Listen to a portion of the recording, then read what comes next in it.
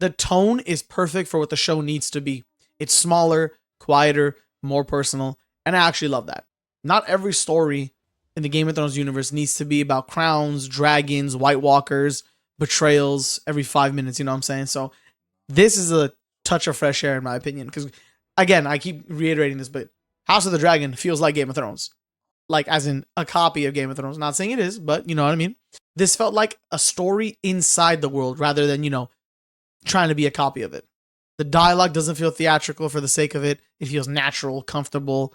You know what I'm saying? No one's forcing anything. It feels, good, organic. The production is at an all-time high. I have nothing bad to say about production. The soundtrack is amazing. I like how they're even using flashbacks. First ever time a Game of Thrones project has been shown to use flashbacks, which they use for Dunk, you know what I'm saying? Some other positives I have about the show is that the first episode, it wasn't dragging. The pace was good.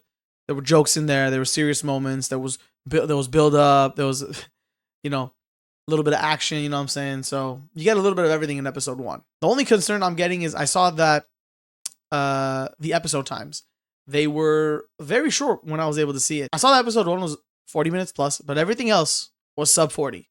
Now I don't know if that's gonna feel bad or if that's quality over quantity, but a 31-minute finale, I don't know if that might not do it for me. And I know what people are saying online. They're saying this is gonna be like a side quest. It feels like they're just going through the motions, but I think there's a little bit more than that. Like this story is based on 3 books, so there's not really much, like 3 short stories. There's not really much you could go off of unless you're gonna make stuff up, and you want to be as true to the source material as you can be. So 3 seasons or 3 books should be fine. I think it's gonna be 3 seasons anyway. If I had to compare it to Game of Thrones, it would definitely be less epic, but that's okay because Game of Thrones had the build up, Game of Thrones had the cast, Game of Thrones had everything going for it. You know what I'm saying? This one, they just have to know where to find their good spots and hammer those in.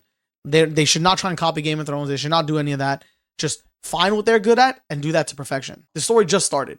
It doesn't need to be a massive political struggle for power right out of the gate. And it's probably not going to be, Duncan's just a hedge nut, you know what I'm saying? He's just the guy who gets things done.